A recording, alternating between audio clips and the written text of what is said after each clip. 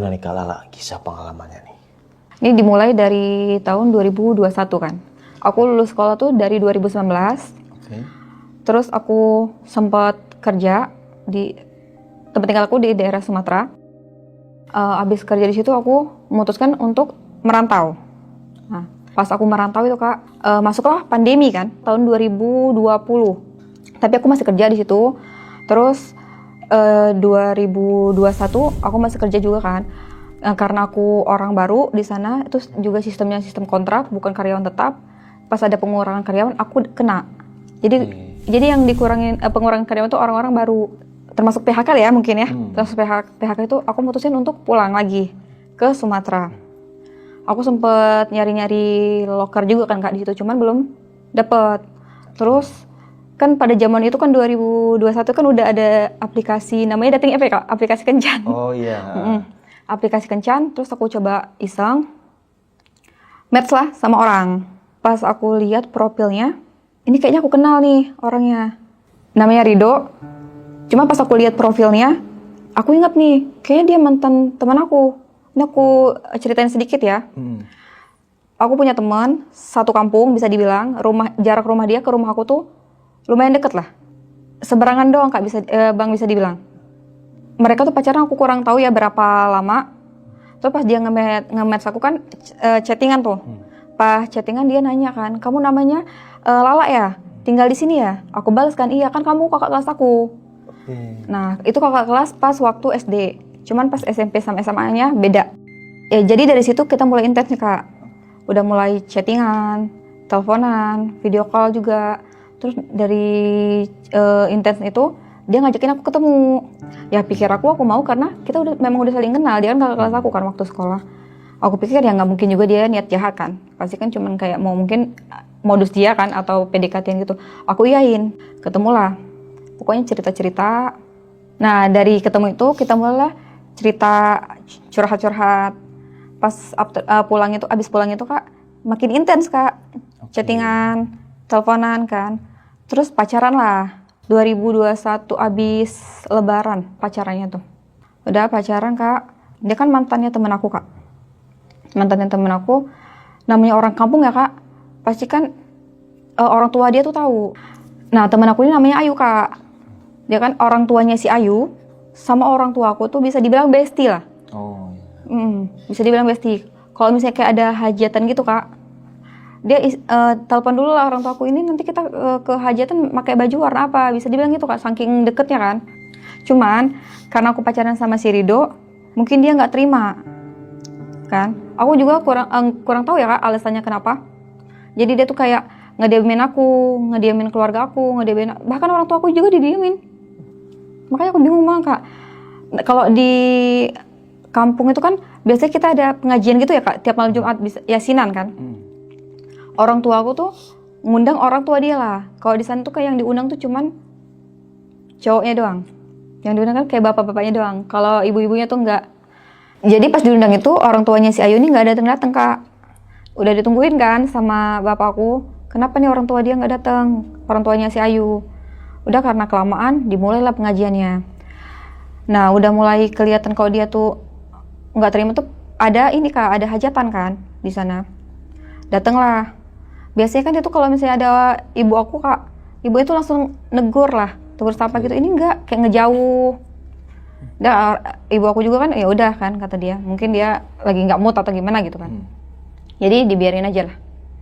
Aku pacaran sama si Rido ini lumayan lama Kak, ada hampir 2 tahun. 2021 jalan ke 2023 aku pacaran sama dia. Udah ada planning ya Kak, udah ada planning ke jenjang pernikahan. Udah sempet ngebahas, udah pasti kan kalau kita mau nikah tuh ada pembahasan mahar ya Kak. Iya. Aku sama dia tuh udah ngebahas mahar, terus si Rido ini udah sempet ngasih aku promise ring, cuman kayak ikatan doang, aku sama dia doang. Pas malam-malam itu Kak, pokoknya orang tua dia datang ke rumahku, mau nyampein maksud niat baik lah, itikat baik dia. Aku juga udah bilang kan ke orang tua aku kalau memang si Rido ini mau ke jenjang serius lah. Kata orang tua aku, ya udah ajak bawa dulu aja orang tua dia ke rumah. Datanglah pas malam itu Kak, nentuin maharnya. Oke, kata aku maharnya segitu. Terus Karena kan di Sumatera ini, khususnya di kampung halaman saya Kak, mayoritas pekerjaan itu petani. Jadi kata orang tua aku, kalau memang mau nunggu, kita tunggulah musim kopi. Oh, kalau sana petani kopi ya? Ya, adalah sedikit Kak, memang nggak banyak. Cuman dari pihak orang tuanya si Rido ini, mereka malah bilang nggak apa-apa, nikah dulu aja, resepsinya belakangan. Orang tua aku nggak bisa kayak gitu Kak. Dia nggak mau. Katanya tunggu aja dulu. Udah Kak, dari situ diulur Kak. Merantau kan aku Kak. Sebelum aku merantau tuh kan, aku sama si Rido ada pembahasan yang Kak. Kan dia tuh ada motor. Aku ada motor Kak. Maksud aku, kalau memang dia belum ada rezekinya ya, jual aja motornya. Buat nambahin resepsi. Dari orang tua aku tuh sebenarnya mau ngasih Kak, mau bantuin, cuman itu tadi nunggu musim. Kalau di kampung halaman gitu kayak musiman lah dia, bisa dibilang. Dia nggak mau jual motor, dia nggak mau. Aku juga punya motor. Kata aku ya udah jual aja motor aku. Dia juga nggak mau. Aku jadi bingung Kak. Dari situ kan aku bingung. Ini kalau nggak mau semua ya udah, kataku kan. Berarti diundur dong. Jadi diundur. Pas dari sana aku merantau lah. Merantau Kak ke daerah Jakarta. Karena kan aku dari awal merantau ke Jakarta kan basic aku tuh kerja SPG Kak. SPG-nya SPG pakaian. Merantau ke sana kan karena aku juga masih punya, temen aku masih punya channel kan. Aku kerja di perusahaan fashion lah. Di daerah Jakarta. Kerja di sana. Pas aku merantau itu Kak udah di Jakarta, si Rido ini tiba-tiba kayak marah Kak, kesel. Dia alasannya nggak bisa LDR. Terus dia bilang tuh katanya nyuruh aku pulang terus. Katanya dia takut aku ganjen, takut aku nanti dapat selingkuh lah. Dia takutnya kayak gitu. Aku bilang kita kan mau ke arah serius kan, ke arah pernikahan. Aku nggak kayak gitu. Tapi dia tetap aja Kak, dia tetap nggak percaya aku. Pokoknya dia selalu bilang nyuruh aku pulang. Sedangkan kalau misalnya aku pulang ya Kak, kan ini kan belum tentu arahnya kemana kan. Dia aja istilahnya tuh nggak mau usaha, belum mau usaha. Jadi dari situ Kak, pokoknya masalah sepele itu jadi besar. Ada aja cekcok Kak. Dari sana Kak sering ribut lah ya, bisa dibilang sering ribut, putus Kak. Tapi pas putus itu kan dia yang mutusin aku Kak. Aku nangis ya Kak, namanya juga perempuan ya Kak. Udah pacaran juga udah hampir 2 tahun. Nangis lah aku sempat nahan Kak. Aku sempat bilang sama dia, ini benar-benar nggak bisa dipertahankan lagi. Soalnya udah nyangkut masalah orang tua. Kata dia nggak bisa, kata dia gitu. Dia memang kekeh katanya mau putus. Aku nggak tahu alasannya sih, katanya nggak bisa LDR. Alasannya kayak gitu, nggak bisa LDR. Katanya juga takut aku ganjen lah ya di sini di Jakarta. Putus kan Kak, benar-benar putus lah. Sempet galau kan aku Kak. Pokoknya after putus dari dia tuh 1-2 bulan Kak, aku sempet deket sama orang Jakarta Kak. Dia kerjanya sebagai driver ekspedisi. Orang tua dia tuh jauh Kak, di daerah Jawa. Aku kenal sama dia tuh 1-2 bulan lah chattingan Kak. Pokoknya sering video call juga kan, video call, telepon. Sering ini cerita-cerita kan. Aku juga sempat cerita kan sama dia kalau aku tuh sempat gagal nikah. Tapi dia nggak masalah. Dia sempet nyoba apa sih, kayak ngeyakinin aku kalau dia tuh beda sama mantan aku. Dia bilang gitu kan. Yaudah Kak, aku mau kan, kayak kenal orang baru. Pacaran lah aku nih Kak, kurang lebih 6 bulan. Terus tuh aku sempat pulang ke Sumatera karena saudaraku ada yang nikah. Keluarga dari ibu aku. Sebelum aku pulang kan aku sempat nelpon dulu kan Kak. Ini Mak, aku boleh nggak bawa ini pacar aku kan, yang orang Jakarta ini ke sana? Ya nggak apa-apa, daripada kamu galau. Emak juga suka kok katanya kalau kamu dapetnya orang sana katanya kan. Biar kamu nggak usah inget-inget lagi lah mantan kamu, nggak apa-apa katanya. Jadi aku pulang lah Kak. Aku bawa dia, aku kenalin lah ke keluargaku. Tapi sebelum pulang itu Kak, kan aku memang belum pernah ketemu kan sama keluarga dia, sama ibunya. Ibunya kan jauh. Cuman aku baiknya ibunya itu Kak, pas aku pulang dibekelin oleh-oleh lah. Sama ibunya. Kayak kue-kuean gitu Kak. Pulang kan aku kenalin dia keluarga aku, ke ibu aku, ke bapak aku. Alhamdulillahnya sih welcome ya mereka. Malah dibercandain, katanya udah nggak apa-apa sama ini aja katanya gitu. Udah iya kataku, doain aja. Udah sempet ada omongan juga Kak, ada omongan juga ke arah pernikahan juga Kak. Ya memang bisa dibilang termasuk cepet ya Kak ya, mungkin ya. Aku tuh yakinnya sama dia tuh karena dia kayak beda sih Kak. Dia ngeyakinin juga kan. Aku juga kan udah capek Kak, gagal pernikahan kemarin kan. Udah ada sempat tuh ada obrolan juga kayak mahar gitu. Orang tua aku kan udah ngomongin itu, orang tua aku sempet nanya, kamu beneran nggak sama dia? Kalau memang memang ibu tuh setuju katanya, mak setuju sama dia, suka. Cuman kalau memang kamunya belum terlalu yakin, jangan dulu, takutnya nanti kasihan di kamu, kata dia gitu kan. Nggak mak, kataku, aku udah yakin. Pas udah ada obrolan kayak gitu kak, nggak tahu kenapa kak, ada masalah lagi kak. Aku bingung ini, nggak tahu kenapa, pasti ada aja problemnya. Itu tadi cuma kayak masalah sepele tapi besar kak. Terus itu sempet juga, kan ini ada obrolan mahar kan kak. Dari si cowoknya juga kan, dari si cowok aku tuh yang orang Jakarta tuh udah ngiyain kak mahar aku kan. Orang tuanya juga ngiyain. Tiba-tiba orang tuanya nelpon dia, coba bilang dulu katanya ke Lala, masih bisa nggak mahar itu dikurangin? Bukannya apa-apa ya kak, maksud aku kalau udah dari obrolan itu keluarga kan sama dia tuh bisa dibilang nggak terlalu mahal sih mahar aku. Terus dia sempat bilang kan, aku bilang tuh sama si cowok aku ini, ya udah aku ngalah kan kak, dari pihak keluarga aku juga pasti bantu, nggak mungkin nggak ngebantu kataku. Tapi dikuranginnya maharnya jangan emas ya, uang aja nggak apa-apa. Ya udah kata dia. Telepon lagi kan mungkin kak, dia sama keluarganya. Kata ibunya kan, segitu masih kemahalan buat kita. Kataku ya Allah, aku sempet ngomong kak, berarti aku nggak ada harga dirinya nggak sih kayak gini. Aku sempet kayak gitu ya kak, ngomong, tapi ngomongnya sama si cowok ini aja kan, sama cowok aku. Terus cowok aku tuh malah pas aku ngomong kayak gitu, dia malah kesel kak. Katanya, itu orang tua aku tuh udah mau ngebantu, dia bilang kayak gitu kan. Kamu nggak bisa ngurangin? Kan dari awal aku udah bilang, aku udah mau ngurangin, nggak tahu kan. Dari pihak keluarga aku juga nggak mungkin nggak ngebantu, aku bilang kayak gitu kak. Udah dari situ mungkin ya namanya problem ya kak, orang pasti kan ada aja kan ujiannya kak kalau orang mau nikah. Putus lagi kak. Kataku kok aku sampai mikir kayak 2 kali gagal ini kenapa? Maksud aku, perasaan aku tuh nggak pernah ganggu orang.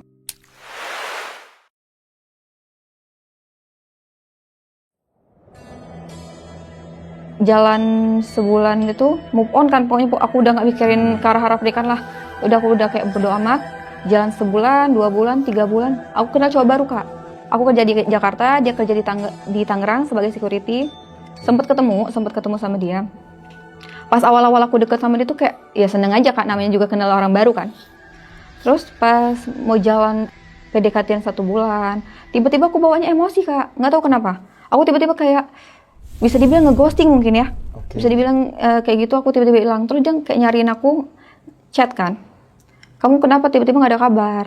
Tapi chat dia tuh nggak aku gubris sama sekali kak, aku diamin aja. Nah ini Kak Lala emosinya gimana nih? Aku emosi tuh tiba-tiba kalau misalnya dideketin cowok kayak atau ngeliat cowok tuh hawanya nggak enak, nggak mau marah, kesel gitu kak. Padahal maksud aku yang deket sama aku itu orangnya tuh baik kak. Karena kan sempet ketemu kan. Terus misalnya kayak di kerjaan kak, teman-teman aku tuh kayak ya namanya juga ini kan cewek-cewek kan kak. Teman-teman aku nih kalau misalnya di kerjaan kan sering bercanda, lah lu mau nggak kenal sama teman gue gitu kan. Apaan sih, udah 2 kali gagal juga, jadi buat apa sih kenal cowok aja? Aku bilang kayak gitu kak. Jadi aku tuh pokoknya kalau misalnya denger, nggak tahu ya kayak bawahnya emosi aja aku pokoknya. Nah terus sempet kak, pas aku pulang dari kerja itu kan ada 2 shift ya kak, kerjanya tuh 2 shift karena aku basing SPG. Pulang lah aku, shift kedua tuh pulangnya malam. Pas aku pulangnya itu padahal tuh pas berangkat kerja, badan aku tuh nggak kenapa-napa. Pas pulang kerja tuh bawahnya tuh panas banget badan aku, nggak tahu kenapa. Aku pikir kan karena kecapean kan. Aku juga udah nggak mikirin masalah cowok lagi kan, udah ya udah kata aku bodo amat. Karena udah kecapean, aku sampai ke kosan, aku bersih-bersih dulu, tidur. Cuma badan aku tuh masih nggak enak. Di situ aku kebangun jam 3 kak, nggak tahu tiba-tiba kebangun aja kak. Pas aku bangun, kan posisi kosan aku tuh kak, pintu tuh di sebelah sana, pintu kamar. Terus di belakang pintu tuh ada gantungan baju. Pas aku bangun tuh refleks, aku tuh ngeliat ke arah pintu ya kak, ke arah pintu kamar. Aku tuh kayak nyipitin mata. Mungkin karena apa blur apa gimana ya kak. Terus aku bilang, itu apa ya? Kalau ngelihatnya tuh kayak cowok diam tapi natap aku. Diam aja kak, begini. Aku nyipitin mata aja kan. Kak. Astagfirullahaladzim, tapi dalam hati kan. Ya udah kan pikir aku kan karena kecapean kerja kan ya. Mungkin ini kan. Ya udah aku biarin aja. Halusinasi mungkin kan kak. Tidur lagi aku. Nah masalahnya kak, gangguan itu setiap aku bangun tuh pasti aku kebangun tuh pasti setiap jam 3 pagi. Refleksnya aku pasti pas bangun ngelihatnya ke arah pintu terus. pintu kamar. Dia selalu ada, Kak? Pas aku bangun tuh selalu ada, Kak. Dia tuh nggak ada reaksi apa-apa, ganggu atau tuh nggak ada sama sekali, cuman kayak diam aja, kayak matung, Kak. Nah, hampir seminggu kan, Kak, aku bisa dibilang teror mungkin ya, Kak, ya. Aku juga nggak ngerti, Kak. Aku sempat kayak berpikir kan, nih apa ini ada kaitannya sama aku gagal nikah. Bisa dibilang gagal ya, Kak, ya, 2 kali, Kak. Enggak 2 kali kan. Dari seminggu itu udah kan, Kak, karena aku kerjanya capek kan, pulang malam terus, udah nggak aku hirauin. Mungkin dia juga kayak kesel kali ya nggak dihirauin, Kak. Dari sana aku ini, Kak, mimpi. Aku sempat mimpi, Kak. Di dalam mimpi aku tuh ada cowok datengin aku, terus dia tuh kayak ngajak, ayolah ikut aku. Perasaan aku, Kak, pas aku diajak dia tuh, posisinya tuh kayak di suatu tempat tapi deket air, kayak sungai. Sungai itu keruh banget, Kak. Kayak sungai abis banjir ya mungkin, Kak, tapi keruh banget, Kak. Tapi aku nggak cium kayak itu bau atau enggak tuh, nggak ada wanginya gitu. Setiap aku nolak nggak mau itu, tiba-tiba airnya berubah jadi jernih. Aku beberapa kali, Kak, dimimpiin kayak gitu kan. Terus abis aku dimimpiin itu, Kak, badan aku tuh panas. Aku mulai sakit. Tapi sakitnya alhamdulillah tuh bukan sakit yang keras gitu ya, Kak. Paling kayak panas, mual, tiba-tiba demam. Aku nggak beraniin ngomong ya, Kak, ke orang tua kan. Takutnya mereka juga kepikiran. Nah, cuman karena mimpi itu tuh udah terlalu sering ya, Kak, aku cobalah telepon orang tua aku. Aku ceritain, Kak, tapi yang aku didatengin kayak sesosok itu, Kak, sosok kayak cowok itu aku nggak ceritain. Aku cuman nyeritain kalau aku mimpi, terus badanku panas. Kata orang tua aku, pulang aja dulu, takutnya ada apa-apa. Cuman aku kekeh, Kak, nggak ada, soalnya kan nggak ada cuti juga ya, Kak. Nggak ada cuti, nggak ada libur. Yaudah nanti aja deh, kataku, siapa tahu ini, kataku kan bisa ada ambil liburan. Kataku ambil libur, nanti aku pulang.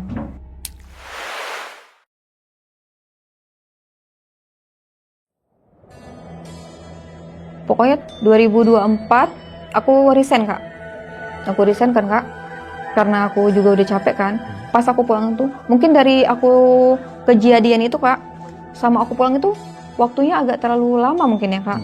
Pas aku pulang itu resign kan, aku ditanya sama orang tuaku, kamu masih sering ini nggak, katanya, masih sering mimpi nggak? Aku bilang nggak, cuman aku tiba-tiba suka panas badan aku, kata aku kan. Ya udah yuk, kata orang tuaku, coba kita berobat. Kak, pikir aku berobatnya berobat dokter ya, Kak, ya. Medis. Enggak, katanya, ikut aja. Cuman jarak dari rumah ke tempat orang pintar, bisa dibilang gitu ya, Kak. Orang pintar itu waktunya tuh enggak ini, Kak, enggak lama. Perjalanan tuh kalau ini ya, naik kendaraan paling lama tuh 1 jam doang. Karena ini, Kak, ya. Satu provinsi mungkin, cuma beda daerah. Datanglah aku tempat itu, diobatin lah aku. Mungkin dibaca-bacain ya, Kak. Aku kurang tahu juga, kurang paham. Kenapa, kata orang tua aku. Terus si orang ini nanya, pernah ada masalah ya sama orang lain, katanya. Aku bilang, ya nggak ada lah. Selama aku kerja, alhamdulillahnya aku juga baik-baik aja. Cuman orang tua aku nih nyeletuk, Kak. Pernah, katanya. Tapi itu masalah cowok, kata orang tua aku kan. Tapi nggak mungkin lah, katanya kan. Masa cuma masalah sepele bisa dibilang kayak gitu, sampai kemana-mana. Nah, itu itu pinternya, bisa dibilang orang pintar. Itu bukan orang pintar, bisa dibilang ustadz mungkin ya, Kak, ya. Biasa ngobatin, katanya. Itu sampai sekarang masih belum tegur sapa ya, katanya, masih belum baik ya. Sebenarnya kalau dari pihak aku, katanya kan, kata ibu aku, dari pihak kami mah mau negur, katanya. Cuman dari mereka ya gitu, kayak acuh gitu. Itu katanya dari mereka. Kaget orang tua aku kan. Aku juga kan ini, Kak, dengar kan pas ngomong itu dari mereka, katanya. Maksudnya, katanya kan bilang kayak gitu. Ini katanya, si Lala nih ada yang ngirim, katanya kan. Pas di kerja kemarin, katanya ini ya, suka dimimpiin nggak? Tahu si ustadz ini tahu. Terus kamu pernah didatengin kayak sosok gitu nggak, katanya? Laki-laki. Iya, kataku. Itu katanya. Katanya nih, kamu nih ada yang ngirimin, udah dijodohin, kata dia, bilang kayak gitu. Aku nggak ngerti ya maksud dijodohin, perasaan orang tua aku nggak ngejodohin. Iya, maksudnya ada yang ngirim, jadi yang dikirim itu tuh udah dijodohin sama kamu. Katanya, Kak, aku kurang tahu. Udah, katanya kan. Jadi si sosok ini nih udah suka sama kamu. Aku nangis Kak di situ Kak. Apa ini ya kataku kan, yang 2 kali gagal kan Kak. Udah 2 kali gagal. Terus pas aku deket sama cowok juga kayak aku bawanya emosi. Pokoknya aku tuh kayak nggak suka aja Kak tiba-tiba tuh. Minta tolong Kak, ini orang tua aku. Kalau bisa dilepas katanya. Semoga aja bisa, kata ini kan yang ustadz itu. Dibacain Kak, aku nggak ngerti ya Kak, dibacain, pokoknya dikasih minum. Udah enak Kak badan aku tuh, udah enak kan. Aku pulang lah ke ini, ke rumah kan Kak, udah selesai itu. Nah pas di rumah itu Kak, itu nggak habis di situ aja. Pokoknya aku di rumah juga tuh memang pikiran aku tuh jadi tenang Kak, jadi tenang pokoknya. Mungkin karena dekat orang tua juga kan, hawanya jadi lebih enak. Cuman aku masih sering dimimpiin sosok itu. Dia tuh nggak tahu ngajak aku mulu Kak, kayak ikut aku ya lah. Aku nggak ngerti Kak diajak kemana. Tapi di mimpi kakak itu wajahnya kelihatan gak sih? Seingat aku tuh yang ngajak aku tuh kayak yang pernah datang di kosan pas aku kerja di Jakarta. Oh, yang di pintu itu. Kalau dideskripsiin gimana tingginya, postur badannya kayak laki-laki normal Kak. Aku juga nggak bisa bilang dia ganteng atau nggak bisa ya Kak, namanya juga makhluk begitu ya. Aku bisa deskripsiin kan. Masih mimpi Kak aku. Terus Kak, dari sana tuh Kak aku emosi aku tuh nggak kekontrol di rumah. Aku suka emosi sama orang rumah aja, aku bawanya emosi Kak.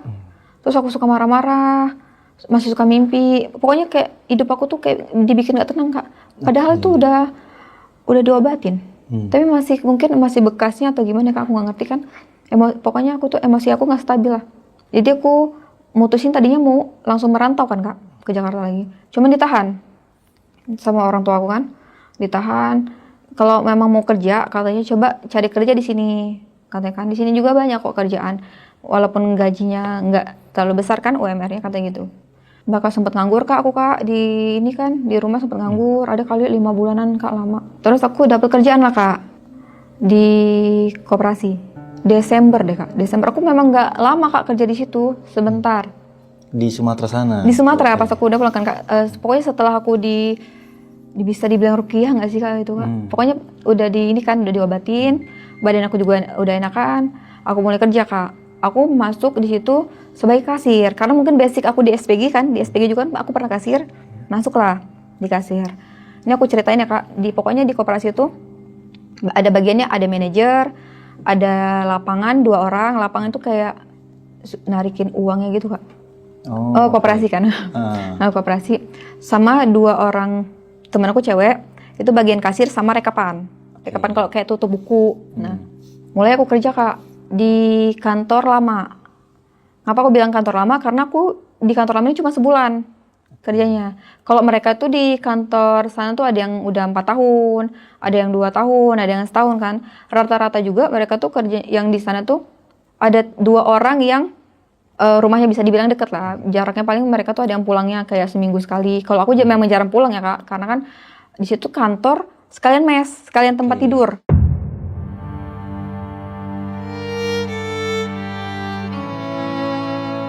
Minggu pertama bisa dibilangnya, minggu pertama tuh aman. Minggu kedua Kak, minggu kedua itu aku kan suka makan malam ya Kak di sana. Itu minggu kedua ya Kak, aku tuh mau masak mie. Nah posisi dapur sama tempat cuci piring tuh Kak, itu di luar Kak. Jadi kalau misalnya kita mau cuci piring, kita harus keluar dulu, buka pintu. Itu jam berapa Kak? Aku masak mie itu sekitar jam 12-an Kak. Aku memang suka kebangun Kak tengah malam tuh. Aku cuci panci kan, bekas temanku masak, dia belum cuci. Jadi pas aku mau masak mie, jadi aku cuci dulu. Pas aku mau cuci panci tuh Kak, di luar kan keluar Kak, tempat cuci piringnya. Perasaanku tuh aku tuh udah merinding. Jadi aku cepet-cepet Kak cucinya, jadi nggak aku hiramin kan. Jadi langsung aku masuk, langsung aku tutup pintu. Masak lah aku. Udah masak, makan di meja makan kan. Pas lagi makan sambil main HP. Perasaan aku tuh Kak, aku tuh dengar suara pintu kebuka. Kirain aku tuh, perasaan aku ya, teman aku keluar. Cuman aku tungguin di meja makan kok nggak keluar. Ya udahlah, aku sambil makan kan. Nah pas aku sambil makan itu, Kakak tahu nggak sih kursi kantor? Kursi kantor kan kursi yang bisa muter. Nah itu kursi kantor kan kursi muter itu Kak. Pas aku makan itu Kak, aku dengar juga tuh kayak suara krit krit krit, kayak orang main kursi ya, pikir aku kan, karena aku perasaan tadi aku dengar temen aku buka pintu, kirain aku kan temen aku kan iseng kan gangguin aku mungkin. Aku pikirnya kayak gitu, dia gangguin aku kan. Udah nggak, aku kirain aku coba-coba makan Kak. Setelah makan aku nggak langsung cuci piring kan, aku taruh aja lah di situ. Nah pas aku mau masuk kamar Kak, aku lihat memang ada satu kursi yang ngadep ke aku. Padahal kan itu kursinya tuh udah disusun ngadep ke meja gitu kan Kak, kursi kantornya. Dalam hati aku, oh kursi ini nih yang bunyi krit-krit tadi. Cuman aku nggak hirauin Kak, aku taruh aja kan kursinya, aku susun lagi. Ada 3 kamar kan Kak. Satu kamar tuh kamar cewek-cewek, kamar aku sama 2 teman aku. Yang kamar satunya kamar khusus manajer, yang satunya tuh kamar DC atau bisa dibilang yang orang lapangan, 2 orang. Jadi 3 kamar. Pas aku buka pintu kamar, aku lihat teman aku ada berdua, ya aku ini kan berpikiran positif kan Kak. Aku pikir ya manajer aku atau enggak orang lapangan itu kan, teman aku yang keluar. Udah aku tidur di situ Kak. Kelang 2 hari setelahnya, tapi ini kejadiannya tuh sore. Sekitar jam 3. Kan kalau ruangan aku kan dekat manajer Kak. Ruangan kasir tuh sama ruangan manajer tuh bisa dibilang nyatu, satu ruangan. Kalau orang lapangan kan nggak ada ruangan Kak, karena dia sering ke lapangan. Bisa dibilang customer service kalau misalnya ada orang survei atau mau pinjaman gitu Kak. Kan ke customer service kan. Orang customer service sama rekapan itu juga satu ruangan. Oke. Cuman posisinya tuh pas aku lagi ini kan kasir itu Kak ngitung-ngitung uang kan Kak. Manajer aku nih keluar Kak. Keluarlah. Cuman aku tuh dengar Kak, manajer tuh manggil "La" gitu. Aku tuh bener-bener nyaut Kak. "Iya Pak," aku bilang gitu kan. Mungkin teman-teman aku yang berdua ini dengar Kak. "La, lu kenapa?" gitu kan. Itu si Pak manajer kan manggil gua, aku bilang gitu kan Kak. "Lah, bukannya Pak manajer ini keluar?" Hah? Iya, aku tuh memang ngeliat dia keluar Kak. Maksud mereka tuh keluar bener-bener keluar rumah Kak. Dari situ Kak aku langsung dek. Aku dari situ kan Kak, tempat ini nggak beres, aku bilang gitu. Tapi teman kakak yang 2 ini nggak ngedenger? Nggak ngedenger. Mungkin mereka tuh ngedengarnya pas aku nyaut. "Kenapa Pak?" Aku bilang gitu kan.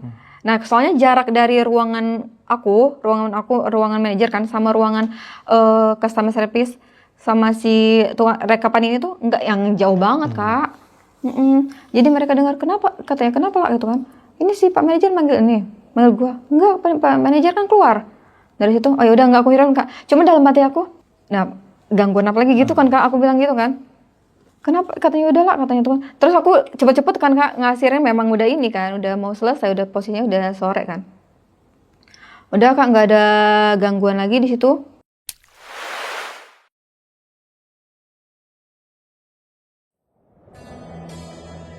Di kantor lama kan udah mau 1 bulan kan Kak, itu nggak ada gangguan lagi. Terus pas mau pindah ini, nah aku ceritain dulu nih kenapa pindah dari kantor lama ke kantor baru. Karena orang kantor yang punya ya, yang pemilik kantor lama itu pernah Kak ujian Kak, bocor, terus udah bilang kan minta renovasi, terus kayak catnya tuh ngeletek gitu Kak, udah bisa dibilang jelek kali ya Kak, karena udah lama juga kan dipakai.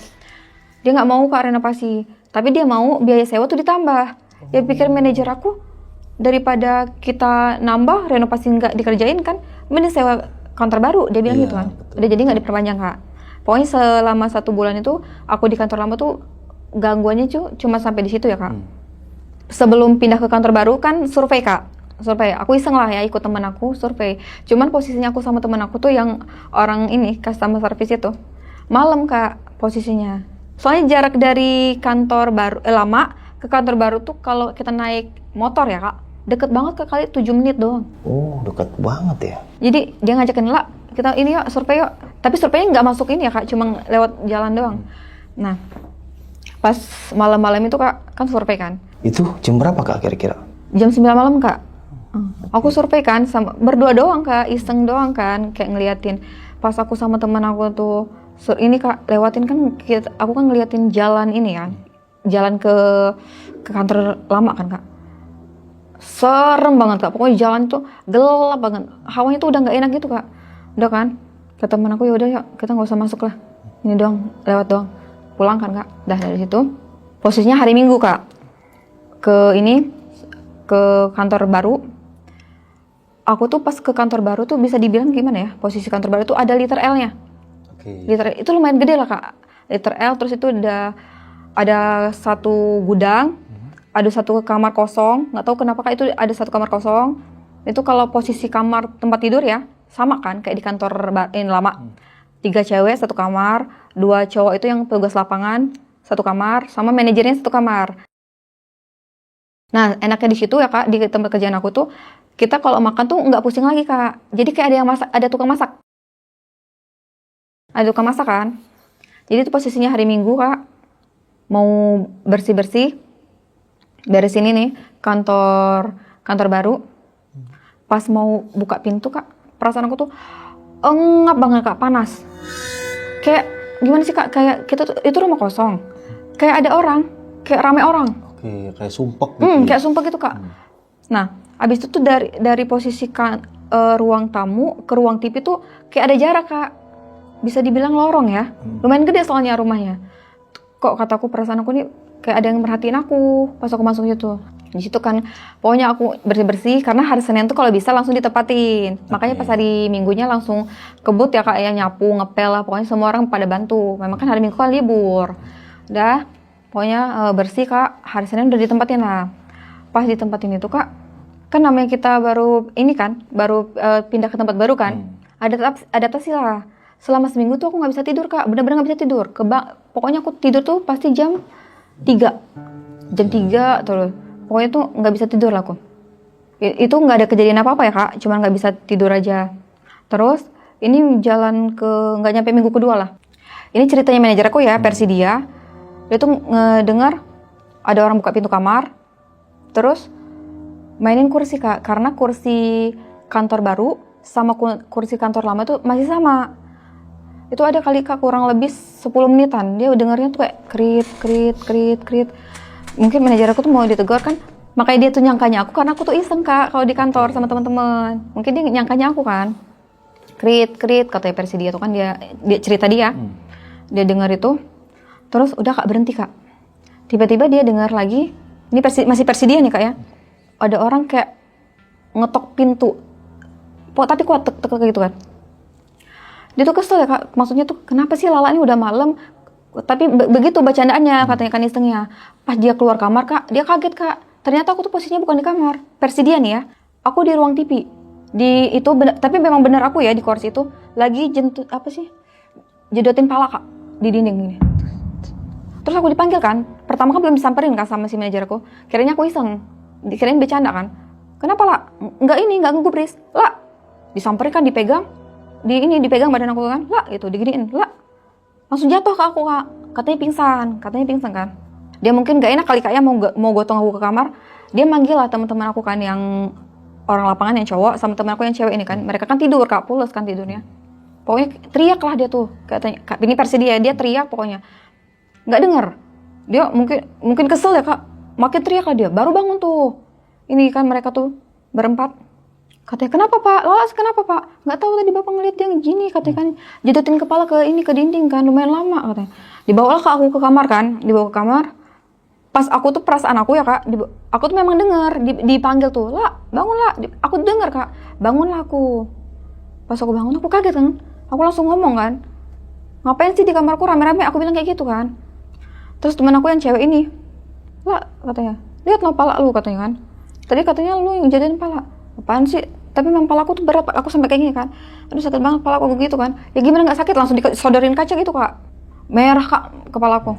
Ya iya kenapa? Enggak iya katanya. Ya merah lah katanya, orang lu jodotin kepala katanya. Untung Bapak keluar katanya kan. Kalau nggak keluar nggak tahu deh katanya. Gimana kamu nasibnya katanya. Nah dari situ Kak, udah kan Kak, nggak ada kejadian apa, langsung tidur lah itu. Selang beberapa minggu, kan kalau di koperasi itu kan sering ada orang pusat kan Kak, kayak pembukuan. Mungkin dia hitungannya dari kantor lama ke kantor baru kan, jadi orang pusat tuh datang. Jadi kita tuh kayak ini Kak, bikin acara. Orang pusat tuh cowok, sendiri dia datang kan. Kita bikin acara, bakar-bakar lah. Nah itu posisinya pas acara bakar-bakar, malam Kak, bisa dibilang sekitar jam 8 jam 9 lah Kak. Nah, habis dari bakar-bakar itu Kak, cuman yang cewek-ceweknya disuruh masuk ke dalam. Masuklah kan, kita bertiga yang cewek-cewek. Aku duduk lah Kak, sama teman aku yang bagian rekap. Kursi kantor baru itu Kak, udah diganti kan, bukan yang bisa muter-muter lagi. Jadi kursinya biasa, kursi biasa. Tuh kan di situ kan ada buah-buahan tuh Kak. Karena ada orang pusat kan Kak. Jadi dibeliin buah anggur, buah jeruk, pokoknya buah-buahan ada di situ kan di meja. Makan aku nih buah jeruk Kak.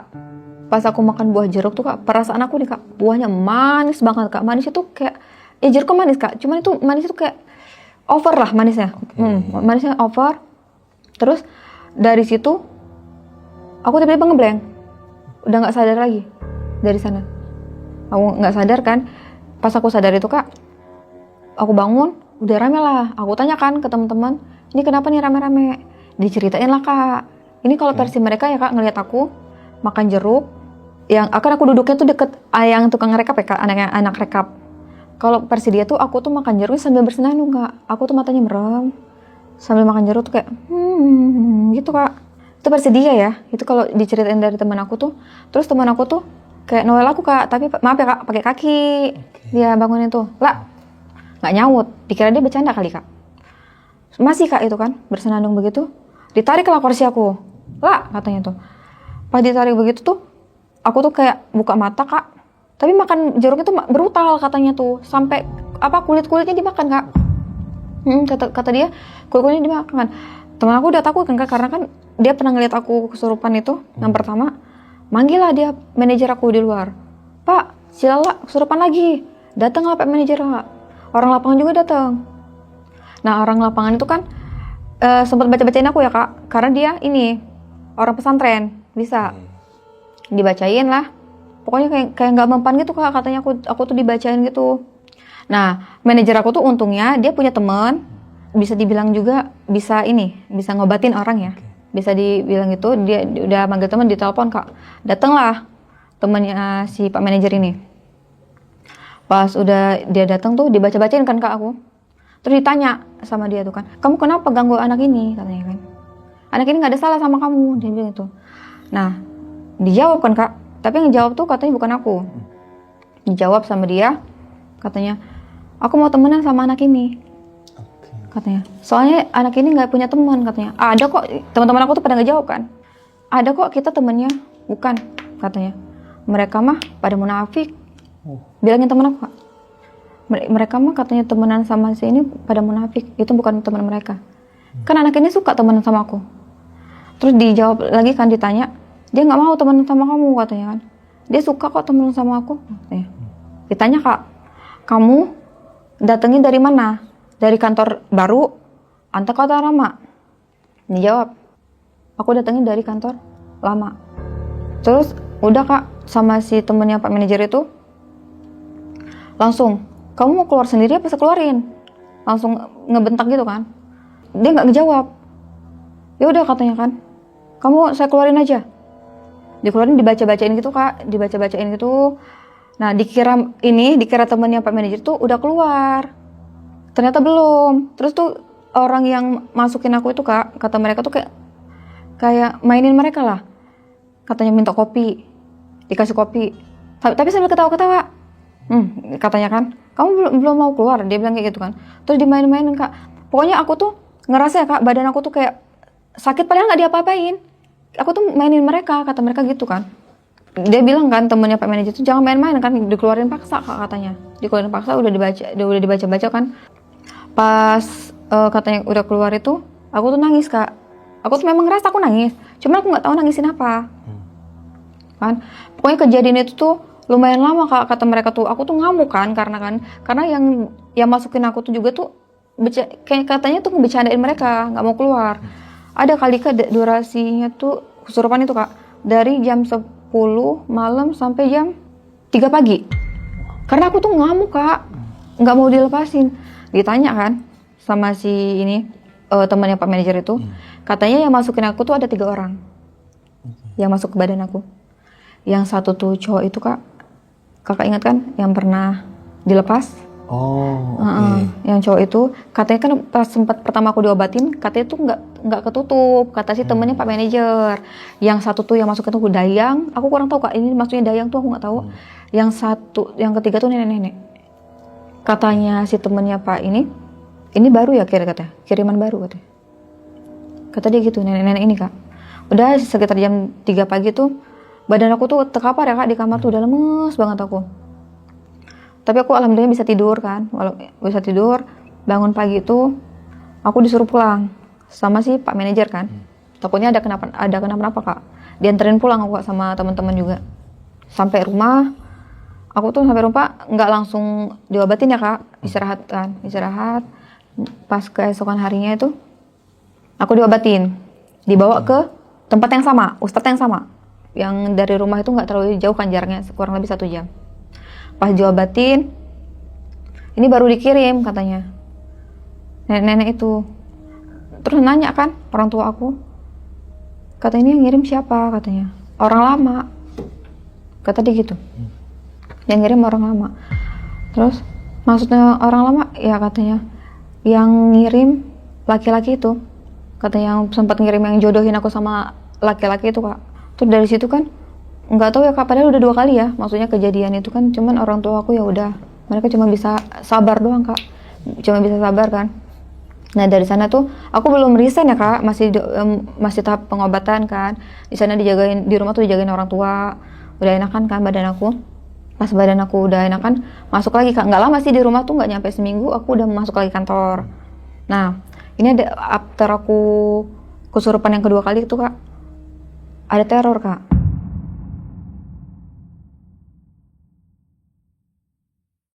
Teror gimana nih Kak? Itu terornya kan kalau tidur kan lampunya pada dimatiin Kak. Pas dimati itu aku tidur lah. Yang teman aku ini Kak, yang sebagai tukang rekap itu Kak, yang bagian rekap, dia tuh dengar ada yang ngetok jendela, kuat banget tok-tok gitu Kak, bagian jendela. Tapi yang denger cuma dia. Terus dia bangunin aku lah katanya, lah dibangun kan, bangun lah aku, lah katanya, kamu dengar nggak ada yang ngetok jendela? Nggak. Terus bangunin yang temen cewek kan Kak, bertiga bangun, duduk begitu, ngeliat ke arah jendela. Perasaan kita tuh kayak ada sosok kayak tinggi gede Kak. Dia tuh kayak atap rumah tingginya. Itu kayak bayangan ya Kak ya, bayangan, bukan yang padat berit itu, enggak, kayak bayangan. Itu jalan ke arah ini temen aku yang petugas lapangan. Tuh, tapi di bayangannya di dinding gitu Kak, di dinding. Kan mau bangunin kan, tapi nggak, takut ada suara, jadi kayak goyangin doang, bangun gitu. Anehnya pas bangunin ini tugas lapangan itu, sosok itu nggak ada Kak, tiba-tiba hilang. Nah terus bilang kan, Kak katanya, kamu lihat nggak tadi itu? Anehnya itu juga Kak, yang cowok tuh nggak bisa ngelihat. Kalau ada itu, yang bisa ngelihat tuh cuman cewek doang. Terus dari situ Kak, karena ada kayak sosok bayangan itu kan, dihidupin kan jadinya lampunya, jadi tidurnya nggak gelap-gelap kan, tidur. Tapi nggak ngelapor ke Pak Manajer kan, karena itu posisinya malam kan Kak. Udah langsung tidur tuh, pas tidur baca-baca doa kan, udah nyenyak Kak. Sebulan setelah itu posisinya jam 3 sore, kan aku kan lagi ngobrol-ngobrol kan sama Pak Manajer. Kan aku bilang tadi kan Kak, kan kantor baru tuh liter L. Jadi yang tempat liter L tuh agak ke belakang kan, itu tuh tempat kayak motor, garasi lah bisa dibilang. Ngobrol lah di sana kan, kayak terasnya di situ. Ngobrol-ngobrol, ada yang manggil tuh aku dengarnya tuh suara ini, yang tukang rekap itu Kak. Sampai Pak Manajer memang dengar, Mbak Lala gitu kan. Dia bilang gitu, tuh lah katanya, dipanggil tuh. Masuk aku ke dalam. Pas aku masuk ke dalam tuh nggak ada orang.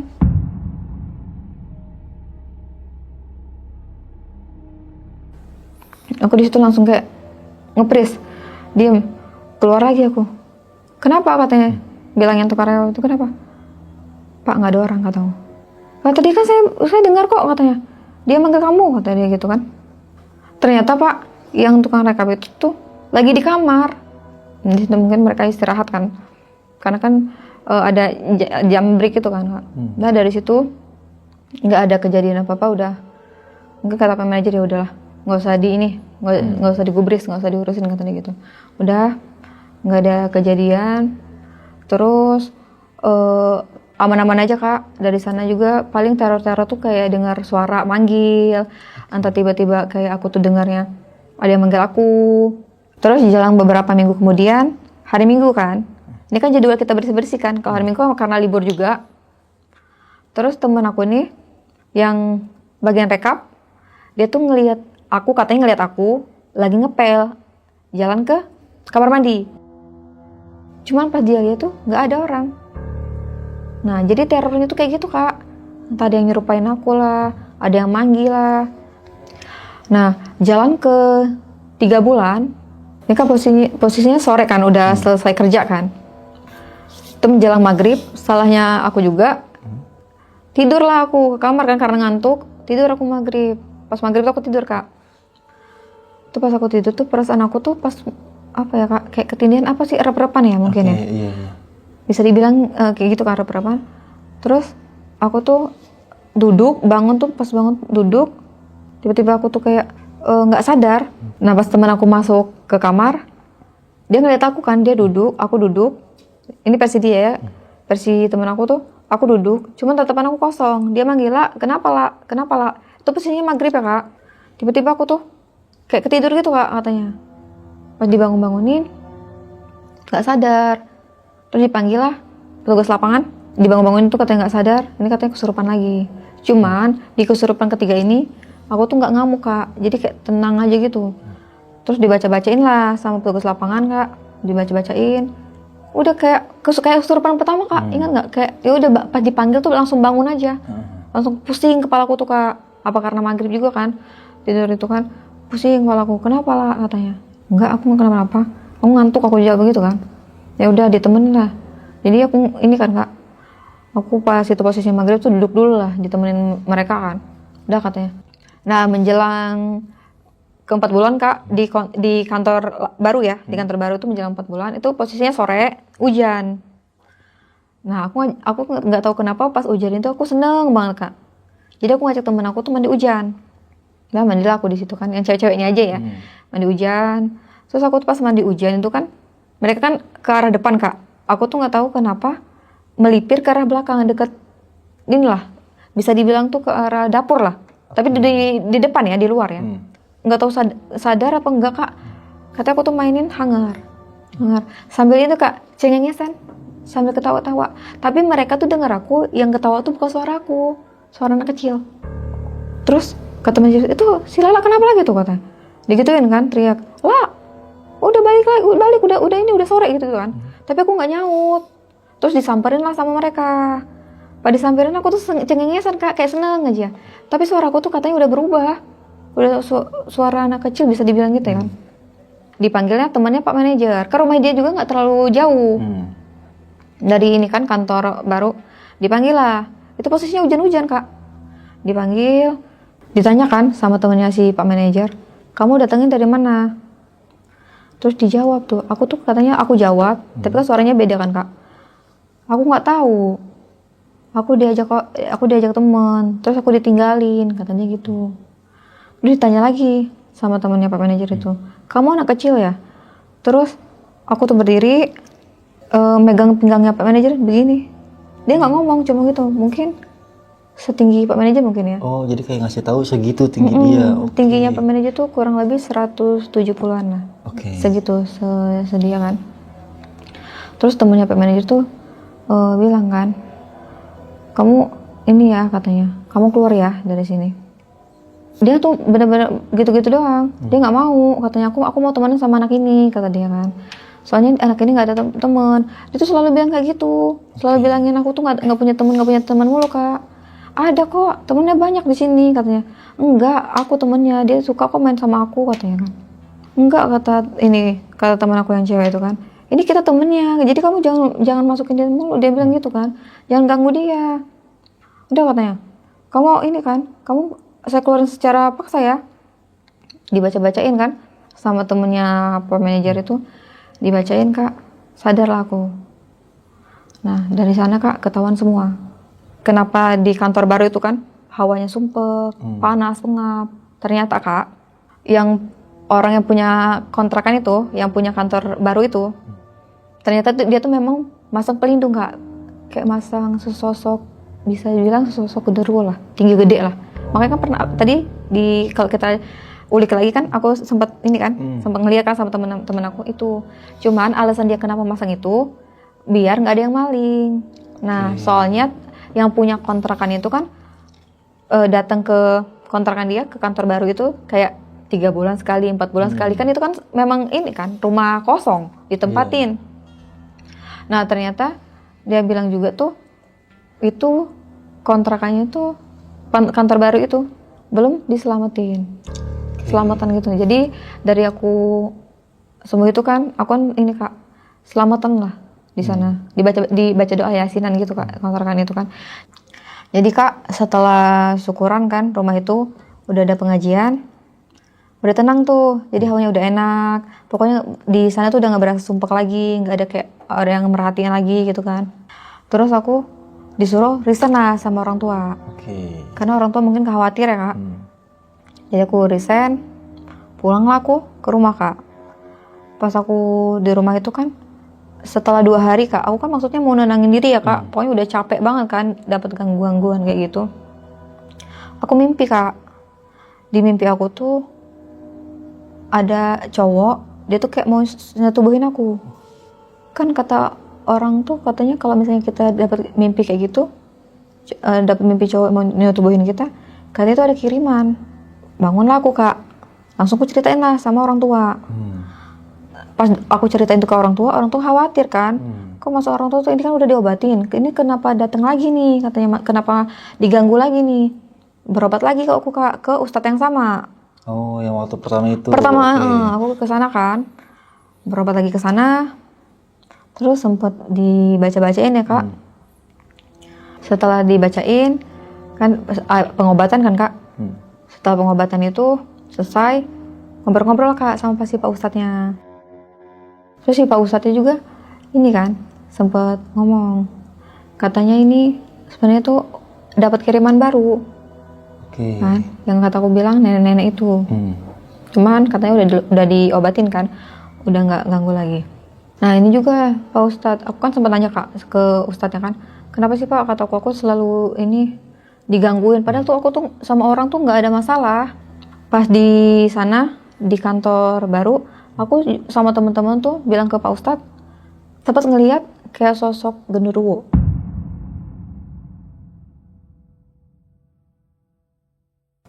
Ya Pak Ustadznya bilang, mungkin Pak Ustadznya bisa ya Kak, bisa ngelihat atau gimana.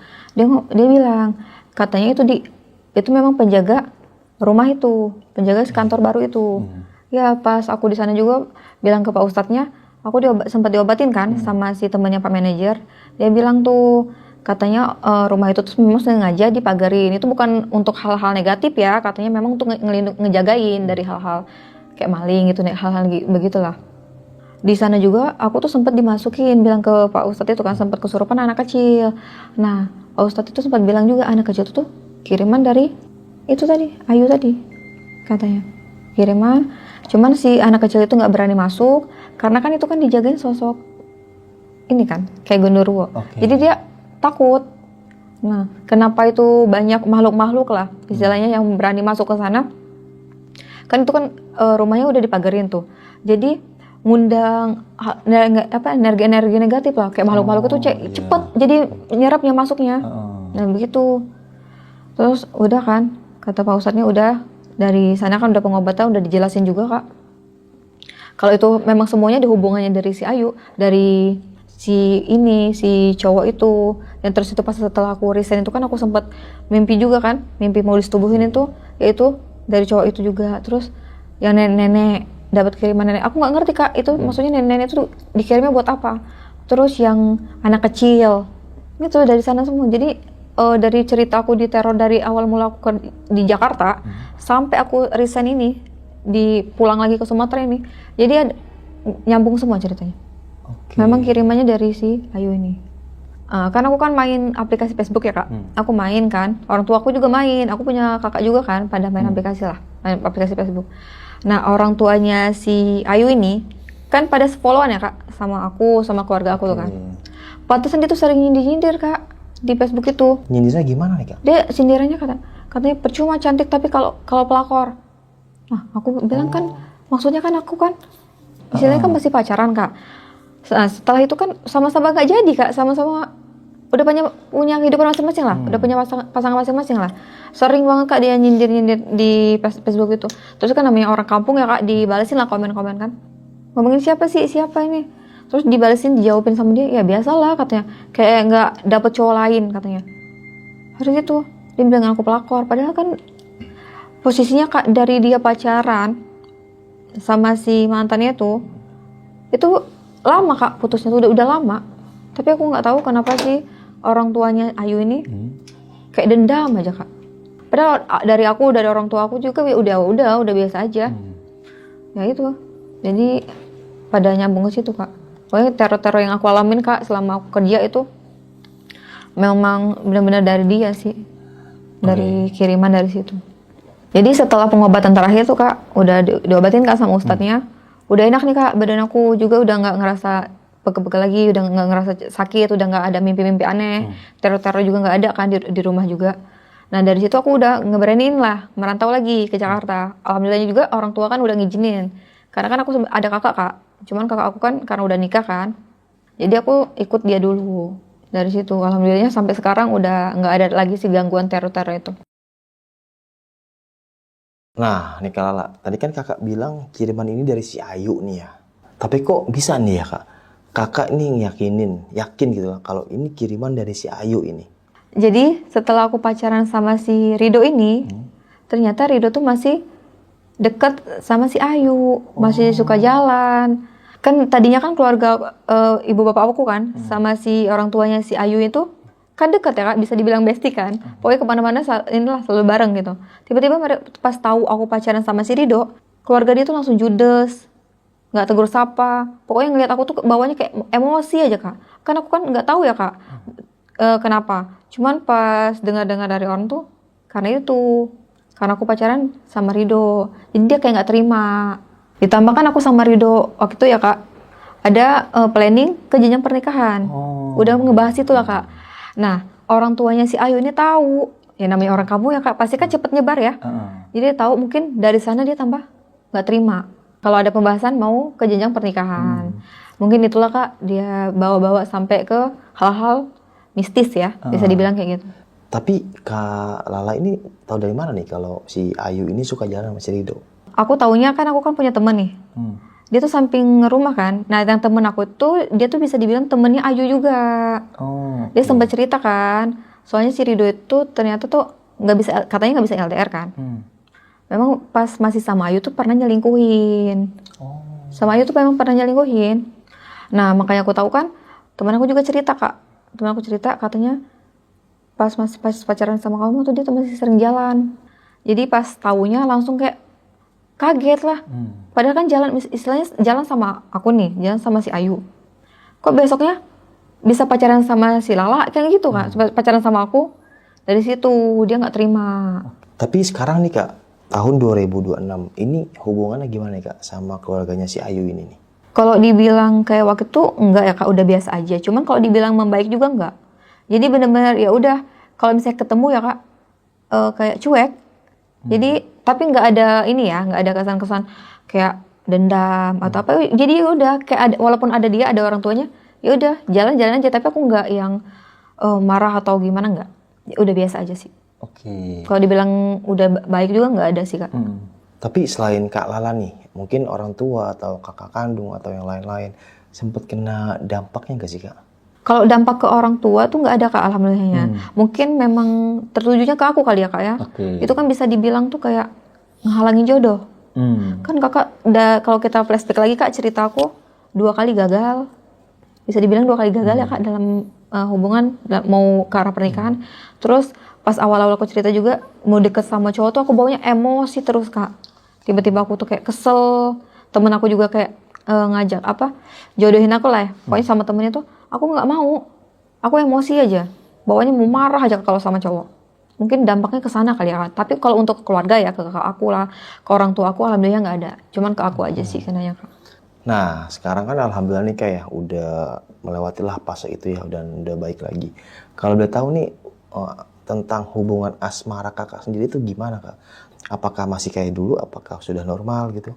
Kalau untuk sekarang kak, alhamdulillahnya kak, setelah pengobatan kan, udah baik-baik aja sih kak. Jadi aku ke lawan jenis juga, ke cowok juga nggak yang kayak dulu. Kalau dulu kan bawanya emosi ini dikit, ditanya dikit kayak apa sih gitu kan, kesel kak bawanya. Tapi kalau sekarang alhamdulillah udah enak sih kak. Maksudnya udah jalin hubungan juga udah nggak kayak dulu lah. Semoga aja sih nggak terulang ya kak. Ya amin, maksudnya kan 2 kali kan nyesek juga kak. Nah terus nih kak, masalah di kantor ya. Nah kan di tim kakak nih yang orang lapangan ini sempet kena dampaknya juga nih. Boleh diceritain nggak kak? Itu mereka diganggunya gimana dan dengan apa gitu? Kan aku kan sempet kepo lah kak ya, pasti kan kenapa kita nih sering diganggu gitu kan. Oke. Suka nanya lah.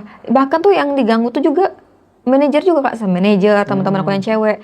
Cuman ya kalau mereka tuh nggak nyampe yang kesurupan itu enggak kak. Paling kayak itu tadi ada suara-suara. Diganggunya kayak gitu aja. Oke. Nggak. Nah, diganggu mulai ditampak-tampakin kayak gitu setelah di kantor baru. Mungkin karena ada dampak aku ya kak ya. Yang masuk ke tubuh aku tuh kan mungkin kena bentrok kan sama penunggu-penunggu sana. Jadi dampaknya ke mereka. Kalau di kantor lama tuh enggak sih kak. Paling cuma suara-suara gitu aja. Nah nih kak, untuk masalah kantor. Nah ini pemilik rumah ini kan sempat ngasih sesuatu nih yang buat jaga-jaga di kantor nih. Itu apa kak boleh tahu kak? Terus staf yang lain juga sempat ngalamin nih di kantor itu. Kalau untuk nasabah sendiri sempat ngalamin gak sih kak? Mungkin ditampakin atau juga kayak dilihat sekelebat-sekelebat gitu. Kan posisinya aku jam kerjanya kan dari jam 8 sampai jam 4 sore ya kak.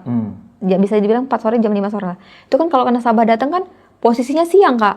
Oke. Nah kalau untuk itu nggak ada kak alhamdulillahnya. Mungkin memang viewer ya kak. Itu si pemilik kontrakan dia tuh memang dipasang tuh memang buat ngejagain rumah. Nggak ada buat hal-hal yang buat nakut-nakut itu nggak ada. Oke, nih kalau dengan kisah pengalaman kakak yang wah cukup ngeri ya dan nggak bakal bisa dilupain seumur hidup kayak. Mungkin kakak mau ngasih pesan-pesan buat teman-teman di rumah nih tentang hal-hal positif yang kakak udah alamin kemarin. Kalau buat teman-teman di kantor sana, terima kasih sih. Maksudnya kayak pas aku ada ngalamin kejadian, mereka tuh kayak ngedukung ya. Maksudnya ngelindungin aku lah, ngejagain aku lah. Kalau buat orang tua terima kasih ya. Udah pokoknya support aku. Gimana pun keadaan aku pokoknya support. Cuman kalau buat hubungan ya kak, mungkin kemarin juga salah aku ya, bisa dibilang salah aku. Itu kan posisinya kan aku satu kampung lah sama si Ayu ini. Satu kampung, orang tuanya juga berteman baik sama keluarga aku, sama orang tua aku. Terus tiba-tiba masalahnya sepele ya, bisa dibilang sepele kan, cuma gara-gara cowok. Terus larinya bisa kemana-mana kan, bisa sampai ngehalangin jodoh begini. Cuman maksud aku kalau memang bukan jodohnya, jangan main-main gini sih, dukun-dukun kayak gini sih.